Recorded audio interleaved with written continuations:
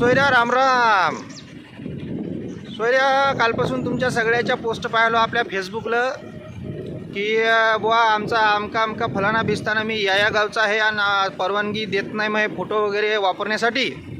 तर आत्ता इथं गावखरून येता येता ते आपल्या झुकरबर्ग भेटला होता, मेटाचा संस्थापक. ते म्हणे काय चाललं आहे बा. मी म्हणलं बा काय नाही, पण सगळे मित्रमंडळी परेशान आहेत, तर सगळे तुला अर्ज करू सांगायला तर की बुवा मग फोटो वापरू नका. तर ते म्हणे काय घोर नाही.